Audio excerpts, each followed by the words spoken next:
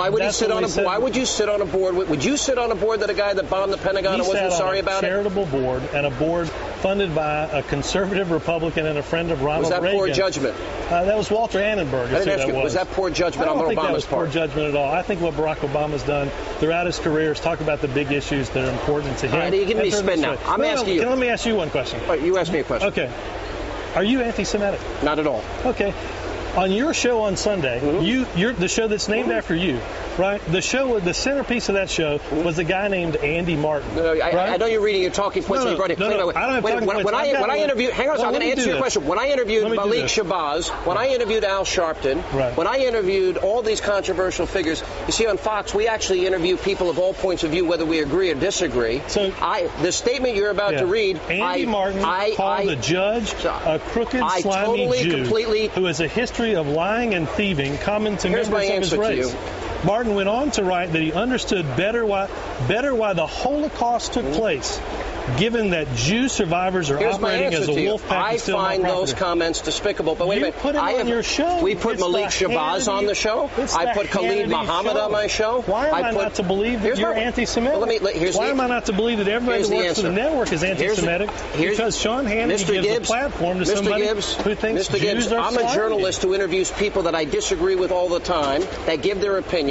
Fox has all points of view. We're allowing you on the program, and I don't agree with hardly anything Obama says. Well, so here's my... No, I'm going to answer. No. I really wish you wouldn't give a platform to virulent anti-Semites. I will tell you this. Even get a law license I'll make a deal with you. If Barack Obama admits of what he did by sitting on a board with, giving speeches with, having going over to Ayer's house... You'll admit you're anti-Semitic? No. I will admit to you that I will tell you that Barack Obama wants to be president. It's poor judgment. It is irresponsible and it's reckless to be... Well, let me finish. To be friends with a guy that bombed our Pentagon, was at war with our country, whose motto was to kill our children and kill your parents. And I think it's deplorable. And it's deplorable that your candidate for president has not been honest with the American people. And understands the Holocaust better. I'm explaining. Let me finish first. Because of the way he I'm explaining to you. I can't believe you would give a platform. So you don't want me to interview anybody that I agree with?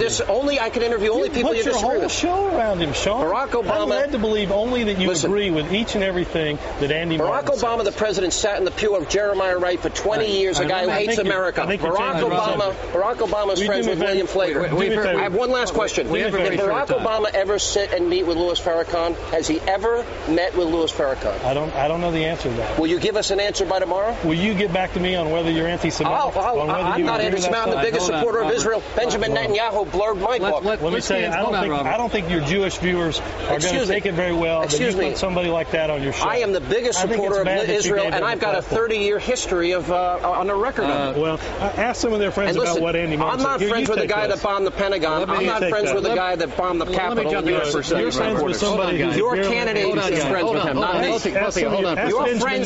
Your candidate's friends with a terrorist. That's not true. He sits on a board with a terrorist. First of all, he's not anti-Semitic. Thank you very much. Well, he's not anti-Semitic. Well, this game of guilt by association, I disagree with on all fronts. I will defend Sean against anti-Semitism.